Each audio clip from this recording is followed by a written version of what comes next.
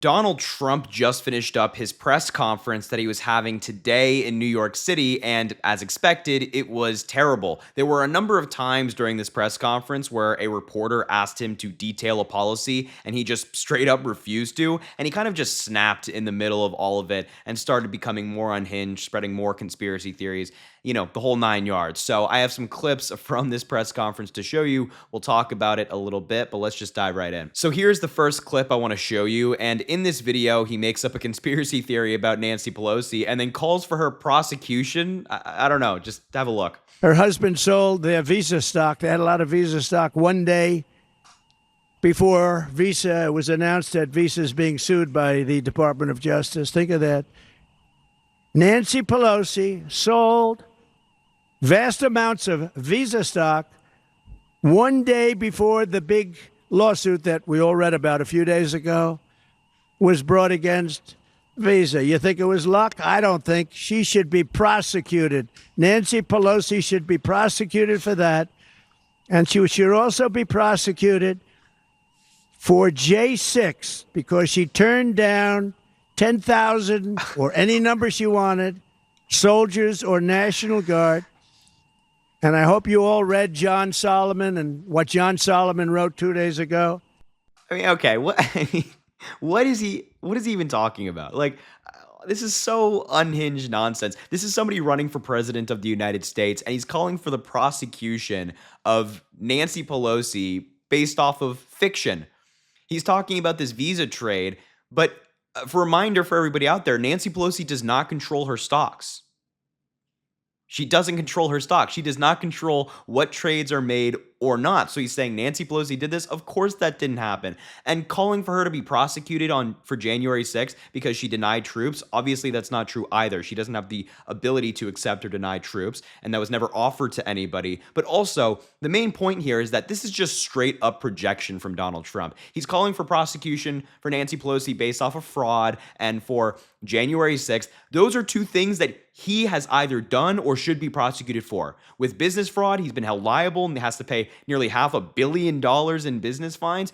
And for January 6th, he's been indicted for his role in that. This is just straight up projection. He's saying, I'm going to put all of my problems on Nancy Pelosi and hope and pray that people believe me. And of course, we're watching this clip from Fox News. Fox News will say, what a terrific point, Mr. President. You're so right. Newsmax will follow. OANN will follow. But for your average American, we're not buying into this garbage. I mean, what is this guy talking about? Prosecuting for what?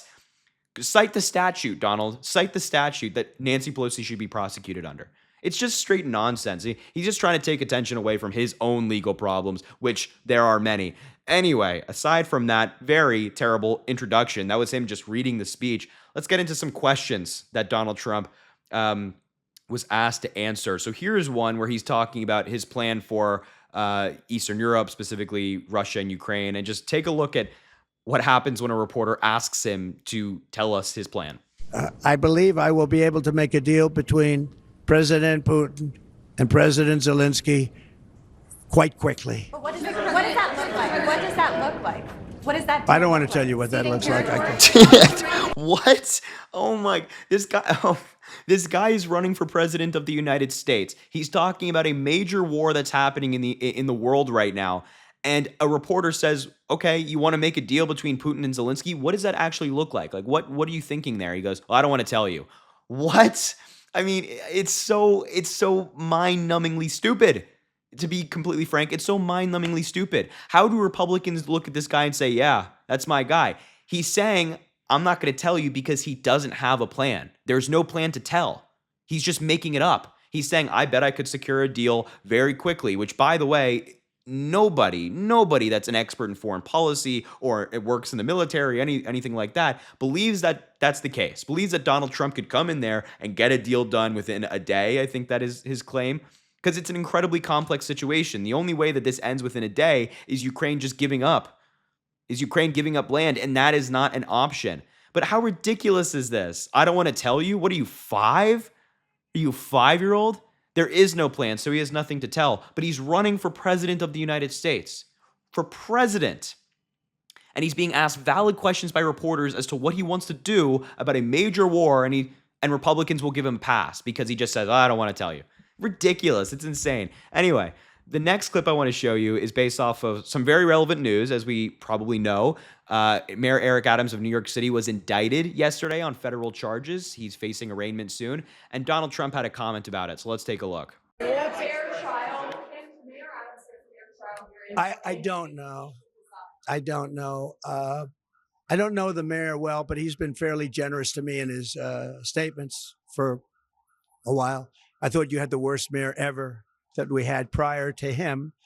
I will say this. I watched about a year ago when he talked about how the illegal migrants are hurting our city and the federal government should pay us and we shouldn't have to take them. And I said, you know what? He'll be indicted within a year. And I was exactly right, because that's what we have. We have people that use the Justice Department and the FBI at levels that have never been seen before.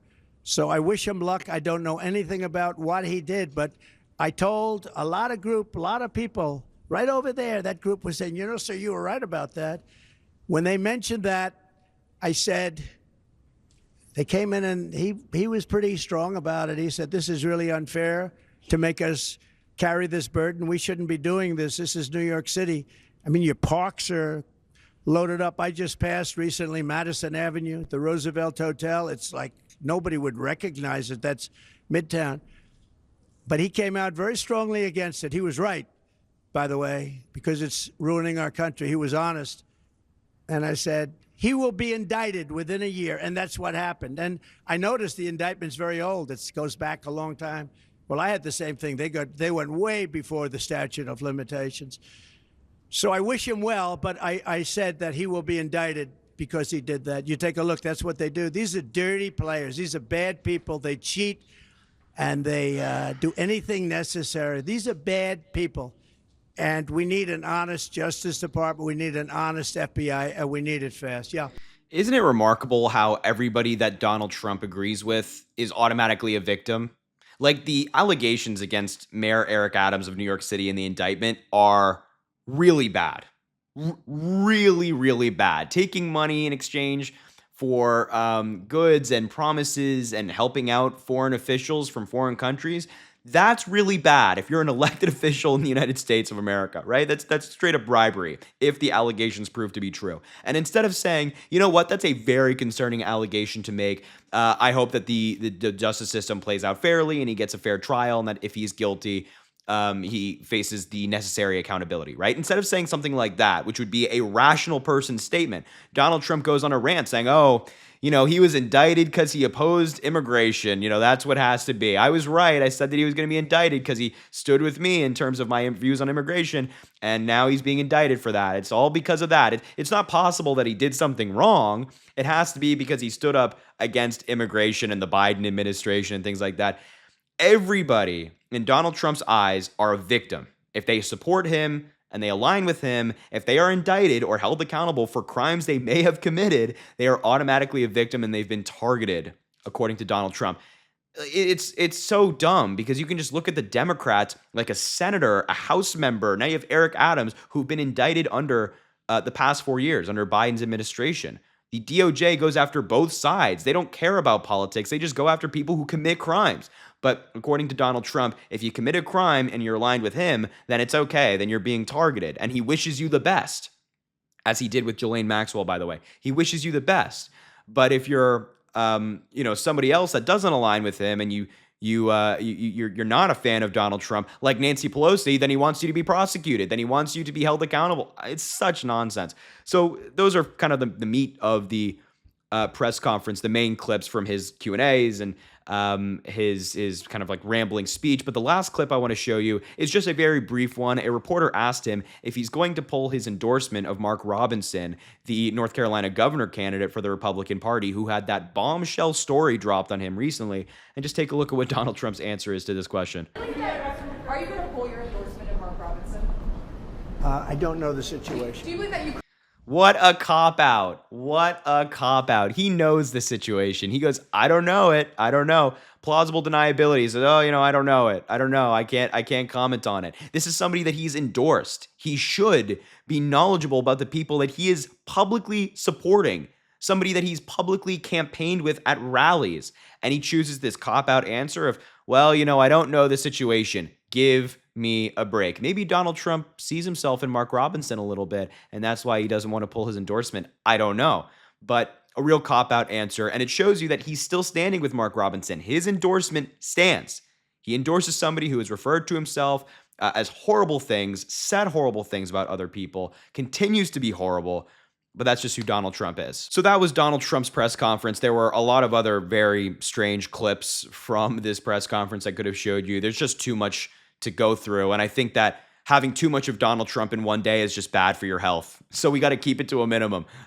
Anyway, I appreciate you being here. I'll wrap up the video. Thank you so much for watching. I appreciate you being here. Make sure to subscribe to the channel down below. It really helps, goes an incredibly long way. Also drop a like on the video and comment. Let me know what you think about all of this and what you think the most outrageous answer from this press conference was. And as I always say, I greatly appreciate you, and I hope you have an amazing rest of your day.